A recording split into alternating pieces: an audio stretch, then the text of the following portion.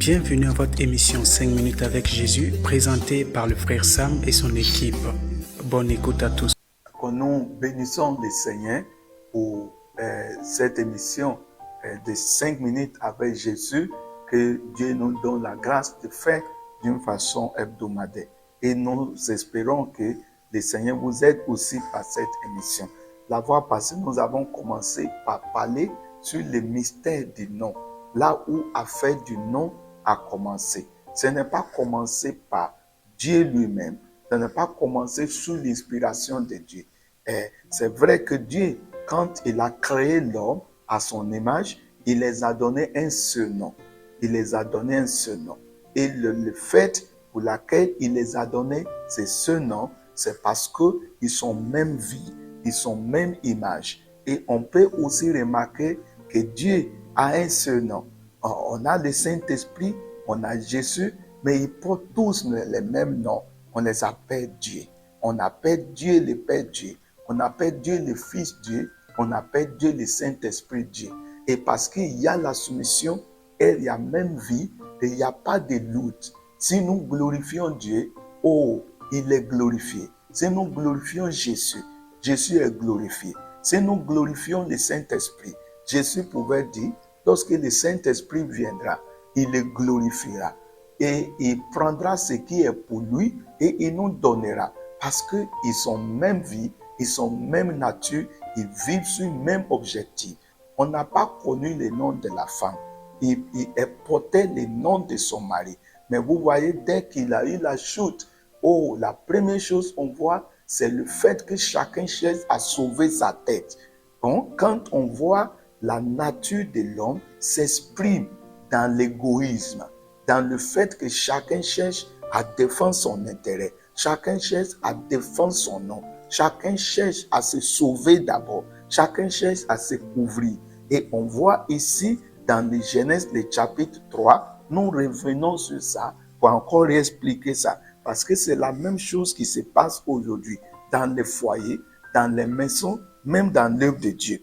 Il dit, la Bible dit dans Genèse, le chapitre 3, le verset 20, dit, Adam donna à sa femme le nom d'Ève.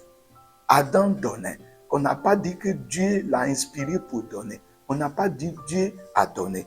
Adam donna à sa femme le nom d'Ève, car elle a été la mère de tous les vivants. Je vais rapidement vous faire voir ce que la Bible dit dans Genèse chapitre 5 avant de terminer aujourd'hui. Regardez Genèse le chapitre 5, le verset 1. Il dit, voici le livre de la postérité d'Adam. Lorsque Dieu créa l'homme, il le fit à sa ressemblance, à la ressemblance de Dieu. Il les créa l'homme et la femme, il les bénit et les appela du nom d'homme. Il les appela du nom d'homme.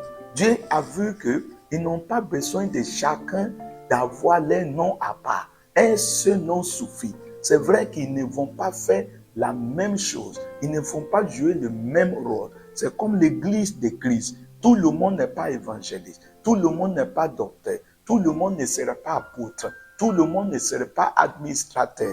Mais nous devons tous porter le même nom. D'abord le nom de Jésus et le nom du même travail qui allait donner le même résultat pour la restauration des êtres humains. Donc aujourd'hui, chers auditeurs, auditrices, Dieu ne veut pas que l'homme porte les noms différents.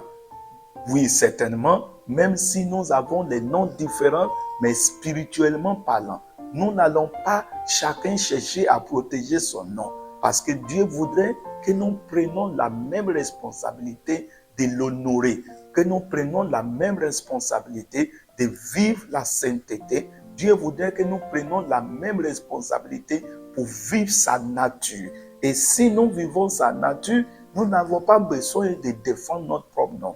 Nous n'avons pas besoin de défendre notre propre moyen. Parce que Dieu lui-même, il est notre défense, il est notre vie. Donc, avant la chute de l'homme, il n'y avait pas le nom pour la femme. Les deux étaient nus ensemble et personne n'avait honte.